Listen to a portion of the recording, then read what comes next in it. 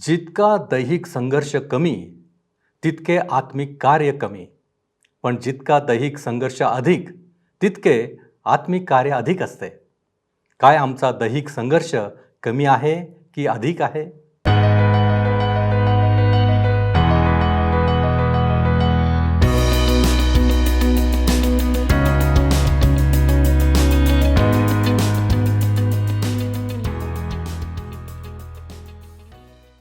उपस्थित सर्व बंधू आणि भगिनींनो, उपासना कार्यक्रमामध्ये आपले हार्दिक स्वागत. प्रियांनो, प्रेषितांची कृत्ये या पुस्तकाचे अध्ययन करीत असताना आज आपण 8व्या अध्यायाचा अभ्यास करणार आहोत. मागील कार्यक्रमात आपण पाहिले की कशा प्रकारे स्तेफन रक्तसाक्षी झाला. याच दिवशी येरुशलेममधील मंडळीचा फार छळ झाला आणि ख्रिस्ती लोकांची पांगापांग झाली. जरी छळ होता तरीही आम्हाला दिसते की शमरोनात सुवार्ता गाजविली गेली. तसेच एका हबशी षंडाने सुवार्तेला कसा प्रतिसाद दिला याचे सुंदर वर्णन या अध्यायामध्ये आहे. तर मग चला प्रियांनो, आपण आपल्या अध्ययनाची सुरुवात करूया. श्रोत्यांनो, ह्या दिवसांमध्ये आम्ही प्रेषितांची कृत्ये ह्या पुस्तकाचं अध्ययन करीत आहोत आणि आज 8व्या अध्यायाला आम्ही सुरुवात करणार आहोत. 8व्या अध्यायापासून 12 अध्यायापर्यंत ह्या पुस्तकाचा दुसरा भाग आहे. ह्यात आम्हाला दिसेल की प्रभू येशू ख्रिस्त पवित्र आत्म्याद्वारे प्रेषितांकडून यहुदियात आणि शोम्रोनात कशा प्रकारे कार्य करतो. 7व्या अध्यायाचा शेवट फार भयंकर अशा दृश्याने झाला.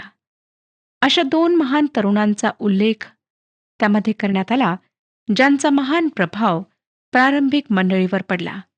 पहिला होता स्तेफन, ज्याने स्वतःचे बलिदान केले. तो मंडळीतील पहिला हुतात्मा ठरला. दुसरा होता एक परुषी तरुण, ज्याने स्तेफनला दगडमार करण्यामध्ये भाग घेतला, ज्याचे नाव शॉल होते. येथे शॉल मंडळीचा छळ करणाऱ्यांमध्ये प्रमुख होता आणि आम्हाला दिसतं की छळामुळे नंतर मंडळीची पांगापांग झाली. आता आपण 8व्या अध्यायाचे पहिले वचन वाचूया. शौलाला तर त्याचा वध मान्य होता. त्याच दिवशी येरुशलेमेतल्या मंडळीचा फार छळ झाला म्हणून प्रेषितांखेरीज त्या सर्वांची यहुदिया व शोम्रोन ह्या प्रदेशात पांगापांग झाली. शौलाने स्तेफनाचा छळ करण्यामध्ये पुढाकार घेतला व लोकांना प्रोत्साहित केले. हा शौल जेव्हा त्याने स्तेफनाचे मुख पाहिले तेव्हा निश्चितच आश्चर्यचकित झाला असणार. 55व्या वचनात आम्ही वाचले होते श्रोत्यानो, की स्तेफनाने प्रभू येशूला देवाच्या उजवीकडे उभे असलेले पाहिले. तरुण शौलाला मात्र तसे काहीच दिसले नव्हते. छळामुळे मंडळी येरुशलेम सोडून इकडे तिकडे पांगल्या गेली. मला वाटतं शौलाने छळ करून एक चांगली गोष्टच केली. छळ झाला नसता तर ते लोक येरुशलेममधून बाहेर पडले नसते, तिथून ते हलले नसते, दुसऱ्या ठिकाणी गेले नसते. पुढे आम्हाला पाहायला मिळतं की यहुदिया व शोम्रोन ह्या प्रदेशात प्रभूनेच त्यांना जाण्यास सांगितले. यहुदिया हा प्रदेश येरुशलेम सभोवतालचा आहे आणि शोम्रोन येरुशलेमच्या उत्तरेला आहे. दुसरं वचन सांगतं, भक्तिमान माणसांनी स्तेफनाला पुरले आणि त्याच्यासाठी फार शोक केला. आता काही लोक विचारतात की मेलेले शरीर जाळणे ख्रिस्ती लोकांसाठी बरोबर आहे किंवा चूक आहे. श्रोत्यानो, पवित्र शास्त्रात ह्याविषयी काहीच लिहिण्यात आलेले नाही. मेलेले शरीर जाळण्याने एखाद्या व्यक्तीचे तारण तो गमावित नाही. ख्रिस्ती व्यक्तीची प्रतिक्रिया ही एक बी पेरण्याप्रमाणे आहे. एका प्रकारे शरीर पेटीत ठेवणे, ज्यामुळे पुनरुत्थान होईपर्यंत ते तेथे झोपून राहावे. थेसलनिकाकरास पहिले पत्र 4था अध्याय ह्यामध्ये पॉल ह्याविषयी अशाच प्रकारे बोलतो. तसेच करिंथकरास पहिले पत्र 15वा अध्याय 35 ते 43 वचनांमध्ये शरीर हे बी प्रमाणे आहे असा संदर्भ देण्यात आलेला आहे. बी पेरण्याआधी श्रोत्यांनो, आम्ही त्या बीला जाळीत नाही आम्ही एखाद्या व्यक्तीला झोपण्याआधी जाळतो. शरीर बी प्रमाणे जमिनीत पुरणे हे पुनरुत्थानावर आमचा जो विश्वास आहे त्याची एक साक्ष आहे. स्तेफनाचे शरीर छिन्न विछिन्न झाले होते आणि त्यांनी त्याचे शरीर अगदी हळुवारपणे घेऊन त्याला बीप्रमाणे जमिनीत पुरले. स्तेफन ख्रिस्ताच्या उपस्थितीमध्ये गेला, जो ख्रिस्त त्याची वाट पाहत होता. त्याच्या स्वागतासाठी प्रभू येशू उभा राहिला. स्तेफनाचे शरीर जमिनीत पुरल्या गेले, जेथे ते पुनरुत्थानाची आता वाट पाहत आहे. करिंथकरास पहिले पत्र 15वा अध्याय 42 ते 44 वचने मी आपणाकरिता वाचते. करिंथकरास पहिले पत्र 15वा अध्याय आणि 42 ते 44 वचने. तसे मेलेल्यांचे पुनरुत्थान आहे, जे विनाशीपणात पेरले जाते ते अविनाशीपणात उठविले जाते. जे अपमानात पेरले जाते ते गौरवात उठविले जाते. जे अशक्तपणात पेरले जाते ते सामर्थ्यात उठविले जाते. प्राणमय शरीर असे पेरले जाते, आध्यात्मिक शरीर असे उठविले जाते. जर प्राणमय शरीर असेल तर आध्यात्मिक शरीरही आहे. मला नाही वाटत श्रोत्यांनो की ह्या ठिकाणी जाळण्याविषयीची कल्पना मांडण्यात आली आहे, परंतु एका ख्रिस्ती प्रेत क्रियेचे चित्र ह्या ठिकाणी दर्शविण्यात आले आहे. अनेक लोक एखाद्या मेलेल्या शरीराला पुरण्याचा विरोध करतात, म्हणतात की जागा नाही आणि मेलेले शरीर पुरण्याकरिता खूप जागा लागते. श्रोत्यांनो, मला आपणाला सांगू द्या की हजारो वर्षांपासून अनेको हजारो मुर्दे या पृथ्वीच्या जमिनीत गाडल्या गेल्या आहेत आणि त्यामध्ये अजूनही जागा आहे. जागा संपलेली नाही. पुढे 3रं वचन वाचूया. 8वा अध्याय 3रं वचन. इकडे शॉल मंडळीस हैराण करू लागला. तो घरोघर जाऊन पुरुषांना व स्त्रियांनाही धरून आणून तुरुंगात टाकीत असे. हा जो शॉल होता हा फार जोमाने उत्साहाने भरलेला होता. स्मरण करा की त्याने स्वतःविषयी फिलिप्पिकरास पत्र 3रा अध्याय आणि 6व्या वचनात काय म्हटले. फिलिप्पिकरास पत्र 3रा अध्याय आणि 6वे वचन. हे वचन सांगतं, आस्थेविषयी म्हणाल तर मंडळीचा छळ करणारा नियमशास्त्रातील नीतिमत्वाविषयी निर्दोष ठरलेला असा आहे. 4थं वचन पहा. 8वा अध्याय 4थं वचन. तेव्हा ज्यांची पांगापांग झाली होती ते वचनाची सुवार्ता सांगत चहूकडे फिरले. छळाचा परिणाम काय झाला तर मंडळीचे कार्य अधिक वाढले. ते अधिक शुभवर्तमानाचा प्रचार करू लागले. नंतर पॉल जेव्हा त्याला रोमच्या तुरुंगात टाकण्यात आले तेव्हा अशाच प्रकारची साक्ष देतो. तो फिलिप्पिकरास पत्र 1 अध्याय आणि 12व्या वचनामध्ये म्हणतो. फिलिप्पिकरास पत्र 1 अध्याय आणि 12वे वचन. बंधूंनो, मला ज्या गोष्टी घडल्या त्यांच्यापासून सुवार्तेला अडथळा न होता त्या तिच्या वृद्धीला साधनीभूत झाल्या हे तुम्ही समजावे अशी माझी इच्छा आहे. श्रोत्यानो, मला नाही वाटत की मंडळीला बाहेरून अधिक हानी पोहोचते. मंडळीला जर हानी पोहोचत असेल तर ती आतल्या लोकांपासून पोहोचते आणि हा विषय आम्ही नंतर पाहणार आहोत. स्तेफनाच्या मृत्यूनंतर फिलिप एक प्रमुख साक्षीदार बनतो. दुसऱ्या सहकार्याचा परिचय ह्या ठिकाणी करून देण्यात येत आहे, ज्याचा उपयोग परमेश्वर फार मोठ्या प्रमाणात करून घेणार आहे. 8वा अध्याय 5वं वचन. आणि फिलिपाने शोम्रोन शहरी जाऊन तेथील लोकांपुढे ख्रिस्ताची घोषणा केली. आता देवाचे वचन शोम्रोनमध्ये जात आहे हे आम्हाला स्पष्टपणे दिसते. 6वं वचन. तेव्हा फिलिपाचे भाषण ऐकून व तो करीत असलेली चिन्हे पाहून लोकसमुदायांनी त्याने सांगितलेल्या गोष्टींकडे एकचित्ताने लक्ष दिले. स्तेफनाला चिन्ह दाखविण्याचे जसे दान होते तसेच आता फिलिप्पाला सुद्धा आहे असे आम्हाला दिसते. हे दान सर्वांनाच नव्हते, परंतु जे पुढारीपणाच्या जागेवर होते, जे देवाचे वचन लोकांपर्यंत पोहोचवित होते, त्यांना परमेश्वराने ही दाने दिली होती. एक दिवस आला की ही चिन्ह दाने लुप्त झाली. प्रेषितांच्या काळानंतर ही दाने दिसेनाशी झालीत. देवाच्या वचनाला पूर्णपणे देण्यात येऊन ते स्थिर होईपर्यंत चिन्हे आणि अद्भुते होती. परंतु श्रोत्यानो, आता ह्या काळात त्या चिन्हांची आवश्यकता नाही. मानवाला आज योग्य धर्मसिद्धांताची आवश्यकता आहे. योग्य शिकवणुकीची आवश्यकता आहे. आम्हाला चिन्हे, दाने, चमत्कार ह्यांची आवश्यकता नाही. 7 आणि 8 वचने. कारण ज्यांना अशुद्ध आत्मे लागले होते त्यांच्यातील पुष्कळातून ते मोठ्याने ओरडून निघून गेले. पुष्कळ पक्षघाती व पांगळी माणसे बरी झाली आणि त्या नगरात आनंदी आनंद झाला. शोम्रोनात शुभवर्तमान आले. फिलिप्पाचा ह्या लोकांनी फार चांगल्या प्रकारे स्वीकार केला आणि तेथे लोकांमध्ये आनंद पसरला. मंडळीची वाढ फार जलद गतीने होत होती. जे विश्वासणारे नव्हते ते सुद्धा मंडळीत येऊन संमिलित होऊ लागले. ते वास्तविकपणे अविश्वासणारे होते, तरी ते विश्वासी असण्याचा दिखावा करीत होते. आता अशांपैकी एकाची आमच्याशी भेट होणार आहे. नववचन सांगतं, त्या नगरात जादूगिरी करून शोमरोनी लोकांना थक्क करणारा असा शिमोन नावाचा एक माणूस होता आणि आपण कोणीतरी मोठे आहो असे तो दाखवित असे. श्रोत्यानो, हा व्यक्ती मी फार महान आहे असे दाखविणारा होता. त्याचे नाव शिमोन होते. फिलिपाच्या सेवेमुळे हा जादूगार येशू ख्रिस्ताकडे प्रभावित झाला, आकर्षित झाला.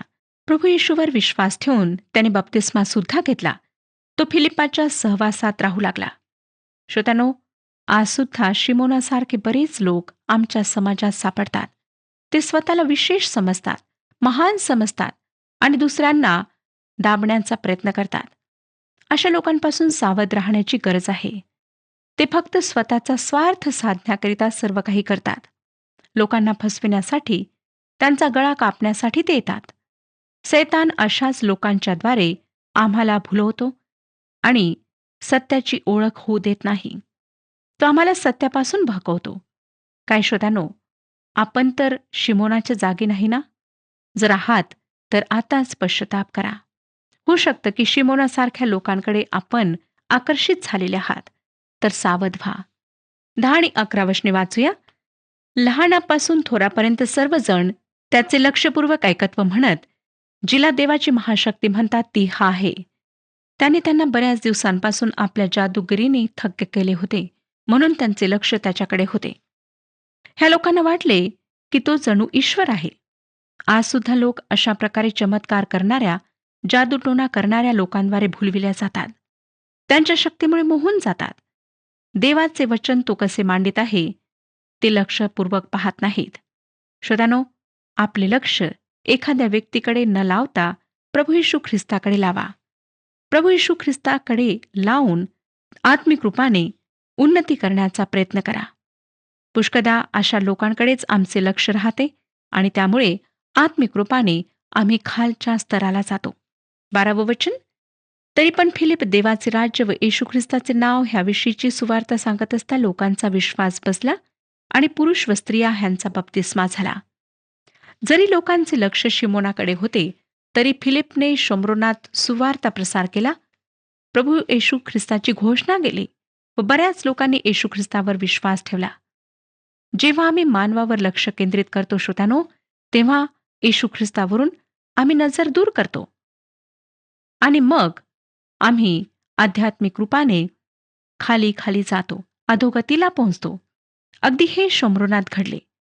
फिलिपच्या संपर्कात शिमोन आला आणि त्याने फिलिपच्या सेवेच्या नावाखाली स्वतःचा धंदा सुरू केला. शिमोन धर्माच्या नावाखाली अशा प्रकारे धंदा करणारा पहिला होता, परंतु शेवटला नाही. त्यानंतर अनेक लोकांनी असे केले आणि ते करीत आहेत. 13वं वचन. स्वतः शिमोनानेही विश्वास धरला व बप्तिस्मा घेऊन तो फिलिपाच्या सहवासात राहिला आणि घडत असलेली चिन्हे व महापराक्रमाची कृत्ये पाहून तो थक्क झाला. शिमोनाला वाटलं की आता त्याने बप्तिस्मा घेतला आहे आणि तो फिलिपचा मित्र म्हणला आहे. आपणाला वाटत असेल श्रोत्यानो की खरोखर हा शिमोन देवाची संतान आहे, परंतु त्याचे खरे परिवर्तन झाले नव्हते. असेच अनेक लोक आहेत जे विश्वास आम्ही ठेवला आहे असे दाखवतात. त्यांच्याजवळ फक्त ज्ञान असते.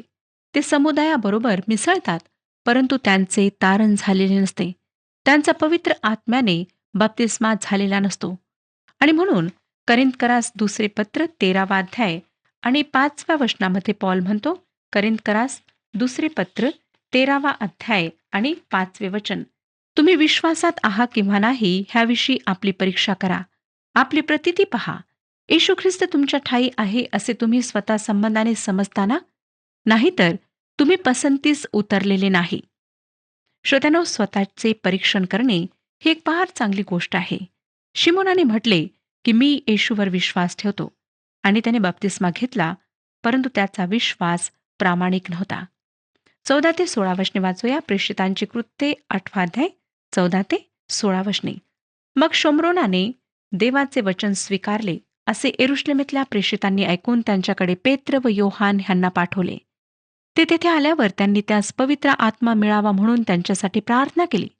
कारण तोपर्यंत त्यांच्यापैकी कोणावरही तो उतरला नव्हता. प्रभू येशूच्या नावात त्यांचा बाप्तिस्मा मात्र झाला होता. श्रोत्यानो, जेव्हा प्रेषितांनी ऐकले की शोम्रोन शहरातील लोकांनी देवाच्या वचनाचा स्वीकार केला, तेव्हा त्यांनी पेत्र व योहान ह्यांना शोम्रोनात पाठवले.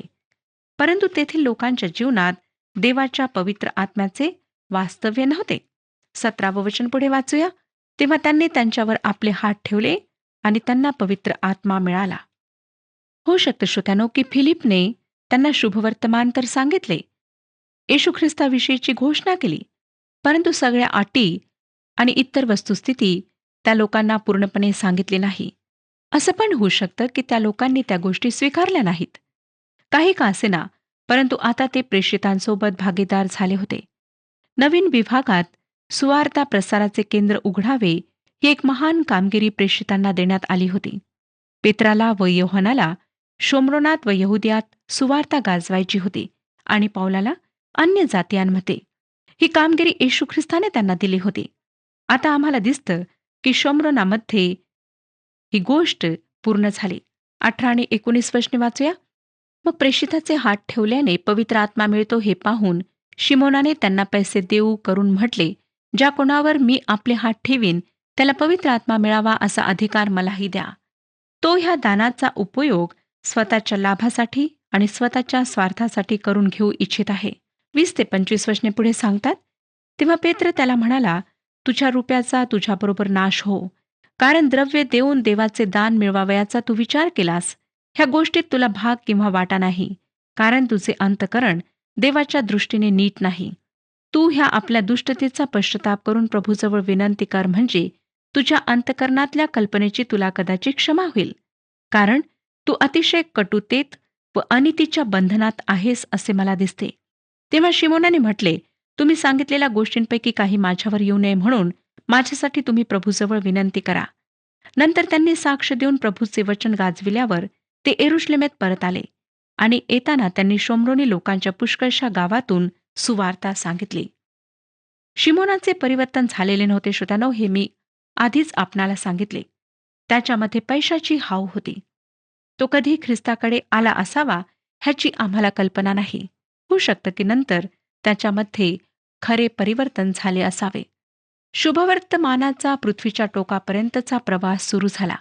तो येरुशलेमात सुरू होऊन आता शोम्रोनात आलेला आहे. प्रेषित तेथे होते. मंडळी स्थापित झाली.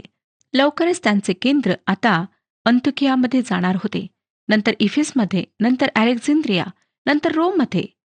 आता मंडळीचे कोठेही विशेष असे केंद्र नाही. मला वाटतं श्रोत्यानो, ते संपूर्ण पृथ्वीभर पसरले आहे.